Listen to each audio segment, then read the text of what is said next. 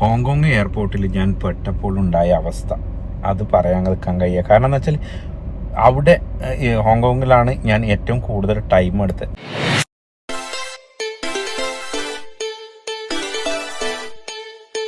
Hello guys, welcome back to our channel Nishan Imran vlog. ഞാനിപ്പോൾ ഉള്ളത് അബുദാബിയിലാണ്. ഞാൻ ഒരുപാട് നാളായി ഇപ്പം വീഡിയോ ഒന്നും ഇടാത്തത് അപ്ലോഡ് ചെയ്ത്. കാരണം അതിൻ്റെ കാരണമൊക്കെ ഉണ്ട്. കാരണം ഞാൻ ഇപ്പോൾ ഒരുപാട് ആൾക്കാർ എന്നോട് ചോദിക്കുന്ന ചോദ്യമാണ്, ഇപ്പം നിൻ്റെ യാത്രയിൽ എന്ത് സംഭവിച്ചു, നീ ഇപ്പോൾ എവിടെയാണ് ജോലി ചെയ്യുന്നുള്ളത് എന്നൊക്കെ അറിയാൻ വേണ്ടിയിട്ട് ഒരുപാട് പേർക്ക് ആഗ്രഹമുണ്ട്. ഒരുപാട് പേര് എന്നെ വാട്സപ്പ് ചെയ്ത് മെസ്സേജ് അയച്ച് ചോദിക്കുന്നുണ്ട് എന്താണ് സംഭവിച്ചതെന്ന്. കാരണം ഞാൻ നാട്ടിൽ നിന്ന് ഇറങ്ങിയത് ഏകദേശം ഫെബ്രുവരി 8-ാം തീയതിയാണ് ഞാൻ നാട്ടിൽ നിന്ന് വിട്ടത്. ഇന്നിപ്പോൾ ഇവിടെ ജൂലൈ 19-ാം തീയതിയാണ് ഇന്ന് ആയിട്ടുള്ളത്. എൻ്റെ യാത്ര എന്ന് വെച്ചാൽ ജൂലൈ 8-ാം തീയതി ഞാൻ കൊച്ചിയിൽ നിന്ന് മലേഷ്യ പോയി. മലേഷ്യയിൽ 4-5 ദിവസം നിന്നു. അത് കഴിഞ്ഞിട്ട് അതിന് ശേഷം ഞാൻ അവിടെയൊക്കെ കറങ്ങി. അതിനുശേഷം ഞാൻ തായ്ലൻഡിൽ പോയി. തായ്ലൻഡിൽ ഏകദേശം 4-5 ദിവസം നിന്നു. പിന്നെ അതിൻ്റെ ഇടയിൽ ഞാൻ സിംഗപ്പൂർ വിസ എടുത്തിട്ടുണ്ടായിരുന്നു. കാരണം ട്രാവൽ ചെയ്യണമെന്നായിരുന്നു എൻ്റെ ആഗ്രഹം. പക്ഷേ ഞാൻ പിന്നെ അതുപോലെ തന്നെ എനിക്ക് ന്യൂസിലാൻഡ് വിസ എനിക്ക് ഉണ്ടായിരുന്നു. കാരണം എനിക്ക് ന്യൂസിലാൻഡിലേക്ക് കടക്കണം എന്ന് നല്ല ആഗ്രഹം ഉണ്ടായിരുന്നു. അങ്ങനെ ഞാൻ തീരുമാനിച്ചിട്ട് ഞാൻ അവിടുന്ന് തായ്ലൻഡിൽ നിന്ന് പോയതാണ്. ഞാൻ സത്യം പറഞ്ഞാൽ ഒരു ഏജൻറ്റ് മുഖാന്തരമാണ് ഞാൻ വിസിറ്റ് വിസ എടുത്തത്. ഇത് ന്യൂസിലാൻഡ് വിസിറ്റ് വിസ എടുത്തത് തന്നെ. അപ്പോൾ അതിന് ശേഷം ഞാൻ തായ്ലൻഡിൽ നിന്ന് ഹോങ്കോങ് പോയി. ഹോങ്കോങ്ങിൽ നിന്നാണ് എനിക്ക് ലാസ്റ്റ് ഫ്ലൈറ്റ് ഡെസ്റ്റിനേഷൻ എന്ന് പറയുന്നത് ന്യൂസിലാൻഡിലേക്കുള്ള. അപ്പോൾ ഏകദേശം ഞാൻ യാത്ര ചെയ്ത് എല്ലാം ഫ്ലൈറ്റിലേക്ക് ഏകദേശം ഒരു 20 മിനിറ്റ് ഫ്ലൈറ്റിൽ കയറുന്നതിന് ഒരു ഏകദേശം 20-25 മിനിറ്റ് മുമ്പേ എൻ്റെ അടുത്ത് ഞാൻ കാത്തി പസഫിക്കിലാണ് യാത്ര ചെയ്തത്. അപ്പോൾ ആ കാത്തി പസഫിക്കിൻ്റെ ക്രൂ എൻ്റെ അടുത്ത് ഒരു ബോർഡും പിടിച്ച് വരികയാണ്, ഒരു പേരും പിടിച്ച് എൻ്റെ പേര് പിടിച്ച് വരികയാണ്. ഇത് ആരാണെന്ന് വെച്ചപ്പോൾ ഞാൻ പോയി സാധാരണയായിട്ട് ഞാൻ ചോദിച്ചു, ഞാൻ തന്നെയാണെന്ന് ഞാൻ പറഞ്ഞു. അങ്ങനെ എന്നോട് പറഞ്ഞു, നമ്മളെ റൂളാണ്, കാരണം നിങ്ങൾ ന്യൂസിലാൻഡിൽ യാത്ര ചെയ്യുന്നതിന് മുമ്പ് ന്യൂസിലാൻഡ് ഇമിഗ്രേഷനുമായിട്ട് നിങ്ങൾ സംസാരിക്കണം. അവർ ഇൻ്റർവ്യൂ നടത്തിയിട്ട് ശേഷം മാത്രമേ നിങ്ങൾ അങ്ങോട്ട് ന്യൂസിലാൻഡിലേക്ക് കടത്തി വിടുള്ളൂ. സാധാരണ ഇപ്പോൾ നമ്മൾ ജപ്പാനിൽ ജപ്പാനിൽ വിസിറ്റ് എടുത്തിട്ട് പോകുന്ന ആൾക്കാർ ജപ്പാനിൽ എങ്ങനെയാണെന്ന് വെച്ചാൽ ഇവിടുന്ന് കയറുമ്പോൾ ഒരു കുഴപ്പമില്ല. ജപ്പാനിൽ എത്തിയതിന് ശേഷമാണ് നമുക്ക് അവിടെ ഇൻ്റർവ്യൂ വരുന്നുള്ളത്.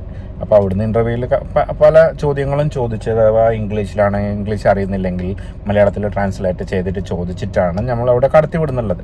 ഇല്ലെങ്കിൽ നമ്മൾ റിട്ടേൺ ആക്കുകയാണ്. അതേപോലെ തന്നെയാണ് ഇതൊരു ചേഞ്ച് എന്ന് വെച്ചാൽ ന്യൂസിലാൻഡ് നമ്മൾ ലാസ്റ്റ് ഡെസ്റ്റിനേഷൻ എവിടെ നിന്നാണ് നമ്മൾ പോകുന്നുള്ളത് അവിടെ നിന്നാണ് നമ്മൾ എൻക്വയറി നടത്തുന്നുള്ളത്. ഇപ്പോൾ ഏകദേശം ഒരു 20-25 മിനിറ്റ് ഞാൻ ന്യൂസിലാൻഡ് ഇമിഗ്രേഷനുമായിട്ട് സംസാരിച്ചു. അതായത് ഞാൻ പറയാൻ കാരണം നിങ്ങളും അറിഞ്ഞിരിക്കണം. അങ്ങനെ ഇമിഗ്രേഷനുമായിട്ട് സംസാരിച്ചതിന് ശേഷം ഏകദേശം ഒരു 10-20-30 ക്വസ്റ്റ്യൻ ചോദിച്ചു. ഫാമിലിന് എന്താ കൂട്ടായിരുന്നു, അങ്ങനെ പല ക്വസ്റ്റ്യങ്ങളും ചോദിച്ചിട്ടാണ് അവർ കൊണ്ടടിക്കുന്നത്. അപ്പോൾ എങ്ങനെയാണെന്ന് വെച്ചാൽ ലാസ്റ്റ് അവർ പറയുകയാണ്, നിങ്ങൾ 2-3 ക്വസ്റ്റ്യൻ മിസ്മാച്ച് ചെയ്യുകയാണ്, അതുകൊണ്ട് നിങ്ങൾക്ക് അവിടെ വരാൻ വേണ്ടിയിട്ട് അവിടെ ഇറങ്ങാൻ വേണ്ടത് പറ്റത്തില്ല, നിങ്ങൾക്ക് ഇവിടുന്ന് എൻട്രി തരില്ല, നിങ്ങൾ വിസിറ്റ് വിസ ക്യാൻസലാക്കുകയാണ്.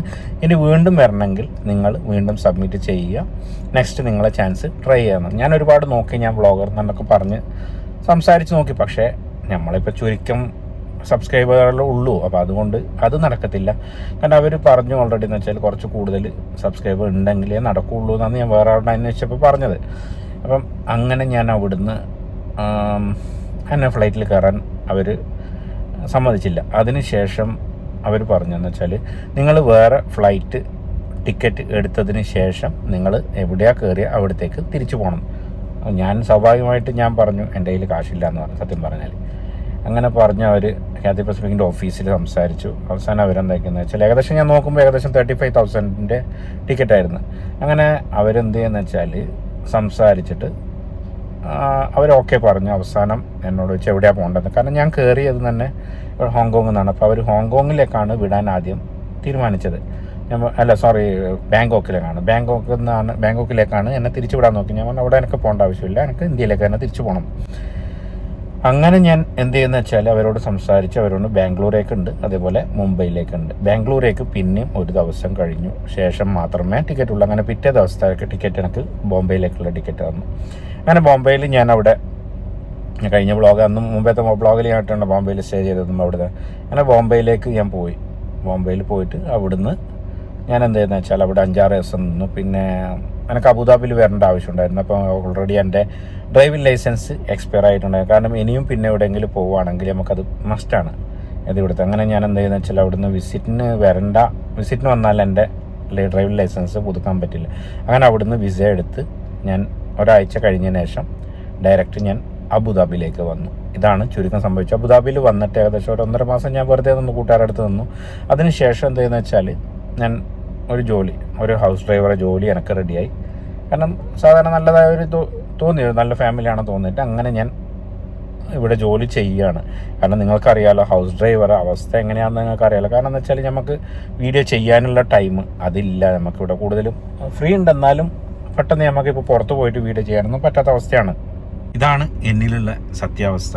കാരണം എന്ന് വെച്ചാൽ ഇപ്പം വീഡിയോ ഇടാൻ ഭയങ്കര ബുദ്ധിമുട്ടാണ്. കാരണം അതാണ് ഞാനിപ്പോൾ എല്ലാ വീഡിയോ ഞാനിപ്പം ടിക്ടോക്ക് ചെയ്താലും എല്ലാം ചെയ്താലും ഞാൻ വണ്ടിയിൽ നിന്ന് തന്നെ ചെയ്യുന്നുള്ളത്. കാരണം വണ്ടിയിലാണ് നമുക്ക് കൂടുതൽ ഫ്രീ ടൈം.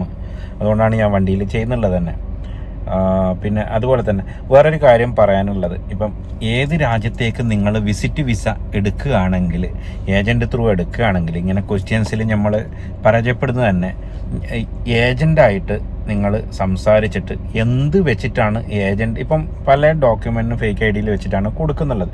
അപ്പോൾ ഏജൻറ്റ് നിങ്ങൾ എന്ത് വെച്ചിട്ടാണ് ഏജൻറ്റ് വിസ നമ്മൾ സബ്മിറ്റ് ചെയ്യുന്നുള്ളത്. ഇപ്പം എൻ്റെ പ്രൊഫഷൻ ചിലപ്പം ഡ്രൈവർ ആവാം, ചിലപ്പം HR മാനേജർ, പല ഓപ്ഷനാവും. പക്ഷെ അതൊക്കെ അവരവിടുന്ന് ചോദിക്കുന്നുണ്ട്. കാരണം അവിടുന്ന് കറക്റ്റ് നമ്മൾ മറുപടി പറഞ്ഞിട്ടില്ല എങ്കിൽ അത് പ്രശ്നമാണ്. ഞാൻ ഇവിടുന്ന് കാരണം എനിക്ക് ഓൾറെഡി അറിയാം ഈ ന്യൂസിലാൻഡിൻ്റെ പ്രശ്നങ്ങൾ. അങ്ങനെ ഞാൻ എടുത്ത ഏജൻറ്റോട് ഞാൻ ഒരുപാട് പ്രാവശ്യം ചോദിച്ചാണ്. കാരണം നമ്മൾ വിസ സബ്മിറ്റ് ചെയ്യുന്ന സമയത്ത് നമ്മൾക്കൊരു യൂസർ നെയിമും പാസ്വേഡും വരുന്നുണ്ട്. ആ യൂസർ നെയിമും പാസ്വേഡും ഞാൻ ഏജൻറ്റോട് ഒരുപാട് ചോദിച്ചാണ്. കാരണം അത് കിട്ടിക്കഴിഞ്ഞാൽ നമുക്ക് അതിലുള്ള ഡോക്യുമെൻറ്റ്സ് മൊത്തം നമുക്ക് കിട്ടാം, എല്ലാം അറിയാൻ പറ്റും. നമുക്ക് എന്താണ് സബ്മിറ്റ് ചെയ്തിട്ടുള്ളത്, എന്താണ് ചെയ്തിട്ടുള്ളത്. അപ്പോൾ നമ്മളത് കറക്റ്റ് പറഞ്ഞിട്ടില്ല എങ്കിൽ മിസ്മാച്ച് ചെയ്താൽ അത് പ്രശ്നമാണ്. അതാണ് എനിക്ക് അവിടെയും സംഭവിച്ചിട്ടുള്ളത്. അപ്പം ഇങ്ങനെ യാത്ര ചെയ്യുന്ന ആൾക്കാർ തീർച്ചയായിട്ടും ഏജൻറ്റ് ത്രൂ ആണെങ്കിൽ നിങ്ങൾ കറക്റ്റ് അറിഞ്ഞിരിക്കണം. എന്ത് വെച്ചിട്ടാണ് കൊടുത്തത്, എത്ര സാലറിയാണ് നിങ്ങൾക്ക് നാട്ടിലുള്ള വെച്ചത്, എല്ലാ കറക്റ്റ് ഡീറ്റെയിൽസ് അന്വേഷിച്ചിട്ട് ചെയ്ത് പോകുന്നതാണ് ഏറ്റവും ഉചിതം. അതിനേക്കാൾ ഏറ്റവും ബെസ്റ്റാണ് നിങ്ങളൊരു നല്ല സാലറി എടുത്ത് ചെയ്യുകയാണെങ്കിൽ, നിങ്ങൾ ബാങ്കിൽ സാലറി വരുന്നുണ്ടെങ്കിൽ നിങ്ങൾക്ക് ഏറ്റവും ബെസ്റ്റാണ് നിങ്ങൾ തന്നെ സ്വയം സബ്മിറ്റ് ചെയ്യുന്നതാണ് നല്ലത്. നമ്മുടെ ന്യൂസിലാൻഡ് യാത്രയിൽ ഏകദേശം നമ്മൾ ഏജൻറ്റ് ത്രൂ വിസിറ്റ് എടുക്കുന്നുണ്ടെങ്കിൽ നിങ്ങളിപ്പോൾ ഏകദേശം ഏജൻറ്റിന് 2.5 ലക്ഷം, 3 ലക്ഷം, 4 ലക്ഷം കൊടുത്തിട്ടാണ് നമ്മൾ പോകുന്നത്. ഏറ്റവും ബെറ്ററായ ഒരു ഓപ്ഷനാണ് ഞാൻ ഈ വീഡിയോയിൽ നിങ്ങളോട് പറയുന്നുള്ളത്. അപ്പോൾ അത് ഫോളോ ചെയ്താൽ നിങ്ങൾക്ക് അറിഞ്ഞിരിക്കണം. ചെറിയൊരു കാര്യമേ ഉള്ളൂ, വെറും ചെറിയ കാശ് കൊണ്ട് സംഭവിക്കുന്നതാണ് നമുക്കത്. അതിനിപ്പോൾ എന്താ ചെയ്യേണ്ടതെന്ന് വെച്ചാൽ നമ്മൾ വേണ്ടത് വെച്ചാൽ നമ്മളെ പാസ്പോർട്ട്, വാലിഡ് പാസ്പോർട്ട്, അതേപോലെ ഫോട്ടോസ്, നമ്മൾക്ക് കറക്റ്റ് സാലറി വരുന്നുണ്ടെങ്കിൽ, സാലറി വരുന്നുണ്ടെങ്കിൽ അതിൻ്റെ ബാങ്ക് സ്റ്റേറ്റ്മെൻറ്റ് ചുരുങ്ങിയത് ലാസ്റ്റ് ബാലൻസ് ഏകദേശം ഒരു 3-4 ലക്ഷം രൂപ ഉണ്ടായാൽ മതി. നാട്ടിലത്തെ കാര്യമാണ് പറയുന്നില്ല. അതേപോലെ തന്നെ നമ്മളിപ്പോൾ എവിടെയും വർക്ക് ചെയ്യുന്നുണ്ടെങ്കിൽ അവർ NOC ലെറ്റർ, ഇത്രയും കാര്യം മതി നമുക്കൊരു വിസ സബ്മിറ്റ് ചെയ്യാൻ വേണ്ടിയിട്ട്. കാരണം ഇപ്പോൾ ന്യൂസിലാൻഡ് ആട്ടെ, ജപ്പാൻ ആട്ടെ, എവിടെ ആട്ടെ, നമ്മൾ അവരെ സൈറ്റിൽ കയറിയിട്ട് നമുക്ക് സബ്മിറ്റ് ചെയ്താൽ ഏകദേശം ചുരുക്കം ഒരു നാട്ടിലെ 15,000 രൂപ, 12,000 രൂപയെ ചിലവ് വരുന്നുള്ളൂ. അതിനാണ് ഈ ഏജൻറ്റിന് നമ്മൾ 3 ലക്ഷം കൊടുത്ത് നമ്മൾ പോകുന്നുള്ളത്. 3 ലക്ഷം, 2.5 ലക്ഷം, 2 ലക്ഷം കൊടുത്ത് നമ്മൾ പോകുന്നുള്ളത്.